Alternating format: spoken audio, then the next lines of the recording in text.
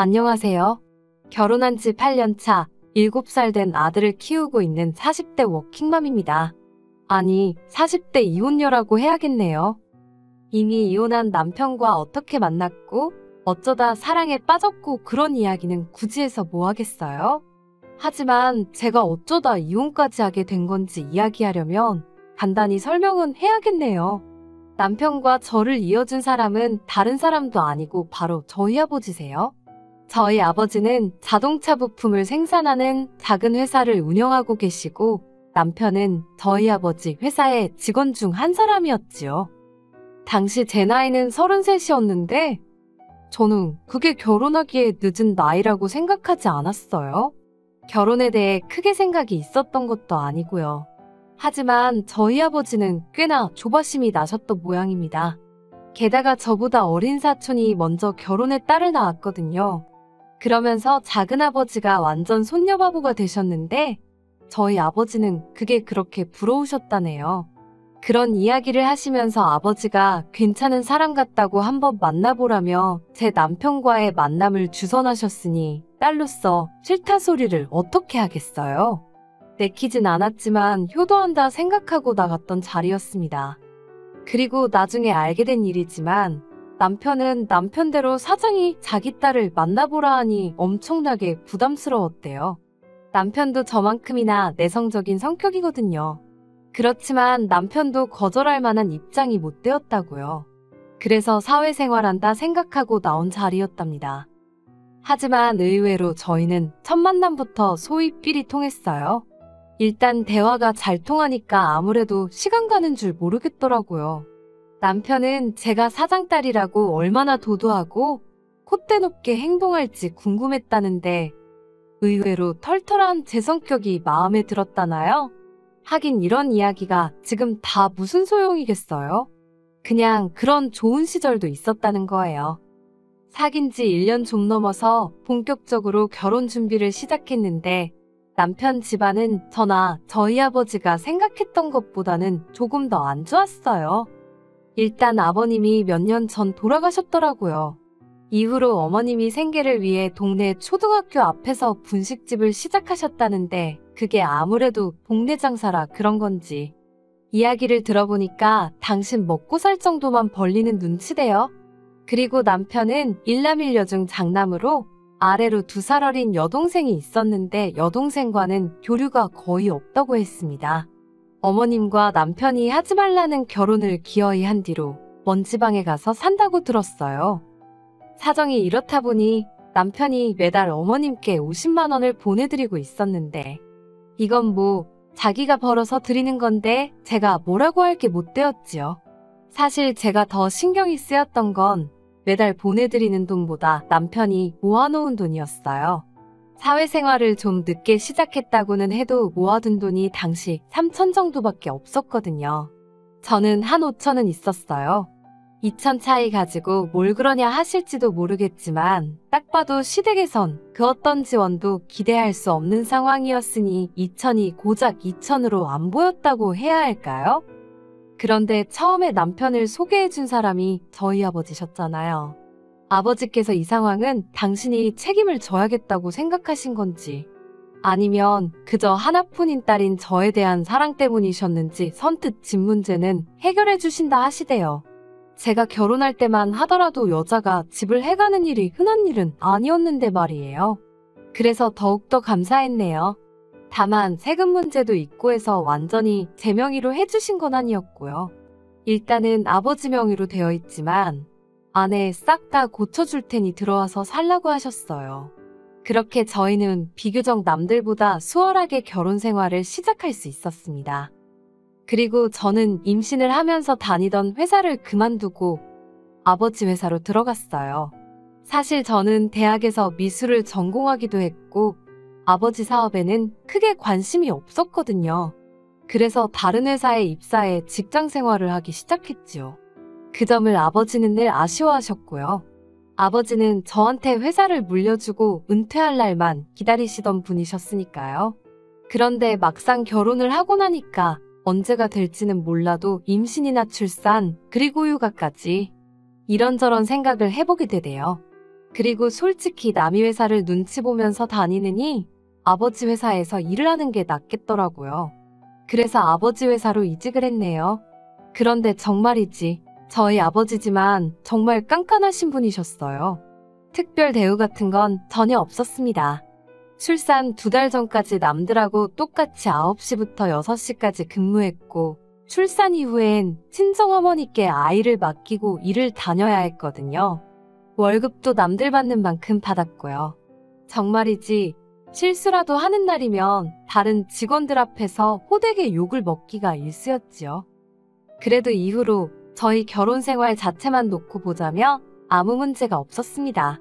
결혼하고 얼마 지나지 않아 건강한 아들을 출산했고, 남편 역시 아버지의 인정을 받아 회사 내에서 완전히 자리를 잡았으니까요.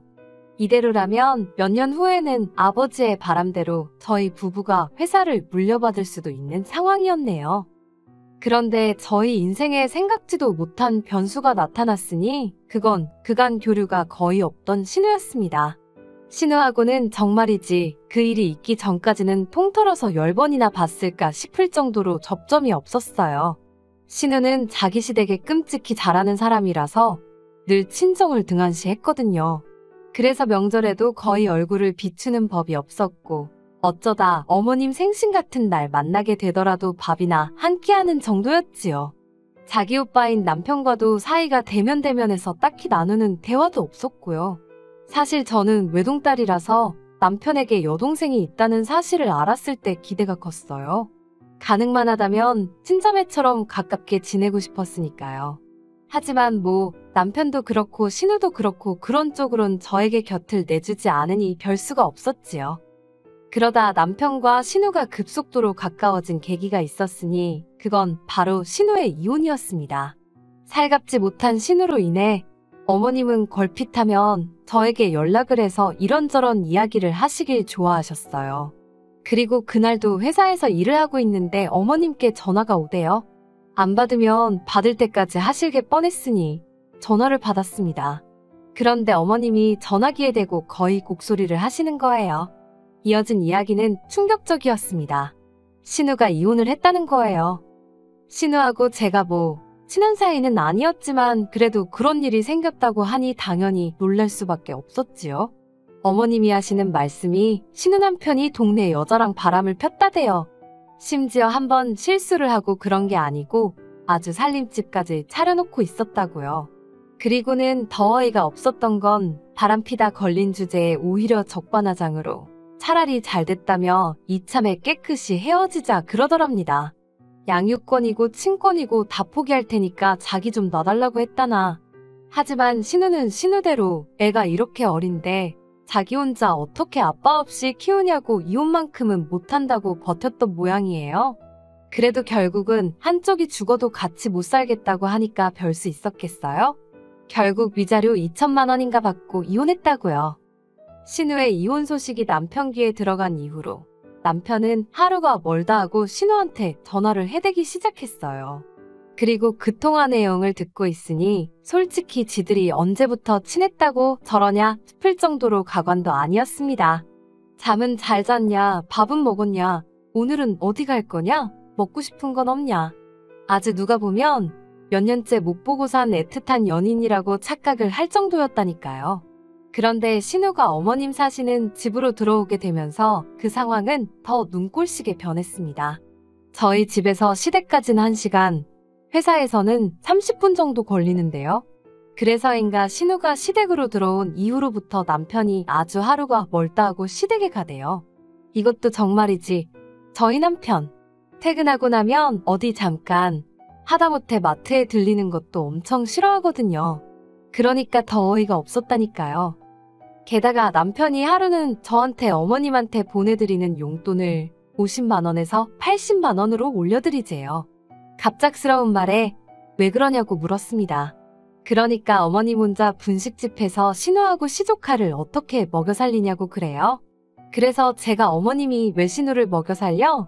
이제 신우도 돈 벌고 해서 살림에 보태야지 그랬어요. 그러니까 남편이 한다는 말이 그러면 시조카는 누가 보냐입니다. 어이가 없어서? 솔직히 저도 그 부분을 걱정을 안 한 건 아니에요. 사실 어머님이 분식집을 하고 계시긴 했어도 수입이야 뻔한 상황이었고 어쨌든 입이 하나, 아니 시조카까지 둘이 늘어난 거잖아요. 그래서 하루빨리 신우가 일을 구해야 할 텐데 하고 저 혼자 마음이 급했지요. 하지만 이게 웬걸. 신우가 시댁으로 들어간 지 한 달이 다 되도록 신우는 일을 구할 생각이 없어 보였습니다. 그리고 들려오는 얘기가 신우가 시댁에 들어온 이후로 하는 일이라곤 애는 애대로 내버려두고 술만 찾는다는 거예요. 남편은 그런 시댁에 가서 기어이 신우의 술상대가 되어주고 있었던 거고요. 그러면서 돈까지 퍼주자니 어떤 여자가 좋다고 하겠어요? 그래도 거기까지는 제가 별말 안 했습니다. 남매끼리 그동안 못다한 우애 좀 다져보겠다는데 제3자인 제가 무슨 말을 한들 들어먹기나 하겠나 싶었거든요. 일전에 한번 맨날 가냐고 한마디 했더니 부럽냐 질투하냐는 말 같지도 않은 소리를 들은 적도 있었고요. 그런데 남편이 저희 아이와의 약속을 깨기 시작하니까 그건 그냥 못 넘어가겠더라고요. 저희는 원래 토요일과 일요일 이틀 중 하루는 아들을 데리고 어디든 다녔어요. 저희가 서울에 사는 게 아니다 보니 서울 애들만큼 사교육을 시킬 수가 없었잖아요. 그래서 대안으로 생각해낸 게 이런저런 간접 경험을 많이 시켜주자는 거였지요. 저희 아들도 아직 어려서 그런지 저희랑 그렇게 어디 가는 걸 좋아했고요.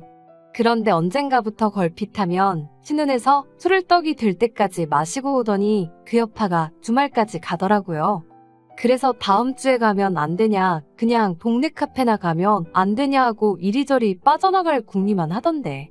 그게 당연히 제 입장에서도 서운했지만 애가 얼마나 실망을 하던지요. 실망한 아들 얼굴을 보고 있으면 당장이라도 졸고 있는 남편을 발로 걷어차고 싶은 충동이 드는 지경이었지요. 그런데 남편은 거기서 그치지 않았습니다. 그렇게 약속을 미루다가 어딜 가게 되면 그때부터는 신우를 데려가고 싶어서 환장을 하는 거예요. 정말이지 말이 나와서 그런데 팔불출 같지만 저희 아들이 저를 닮은 건지 미술 쪽에 재능을 보여요. 그래서 저는 주로 박물관이나 미술관 위주로 아이를 데리고 다니는 편이었거든요. 그런데 신우네 애는 이제 겨우 3살이에요. 3살짜리가 박물관이나 미술관 가서 뭘 얼마나 집중해서 볼 수 있겠어요. 그리고 애시당초 못 들어오게 하는 것도 많고요. 그러니 신우를 불러서 같이 간다는 건 제 입장에선 정말 내키지 않는 일이었답니다. 애로사항은 그뿐만이 아니었어요. 신우가 어머님이랑 같이 사는데 매번 어머님만 빼놓고 저희끼리 어디 갈 수가 있나요? 그러면 원래는 남편과 저 그리고 아들까지 3명만 움직이면 끝날 일인데 어머님 댁에 가서 어머님하고 신우하고 시조카까지 챙겨야 되는 것 물론이고 또 다 끝나면 집에 데려다 줘야지. 그뿐인가요? 셋이서 10만 원이면 끝날 일이 어떨 때는 2배, 3배까지 들어가니까. 솔직히 남편이야 자기 가족이니까 한다치고 저는 뭔가요? 결국 그런 일이 몇 차례고 반복되자 속에서 열이 올라서 참을 수가 없었습니다. 그래서 남편에게 당신이 슈퍼맨도 아니고 어떻게 두 가정을 다 책임지려고 하냐고 신우 사정이 딱하긴 하지만 신우나 시조카 일은 신우가 알아서 하게 내버려두라 했어요.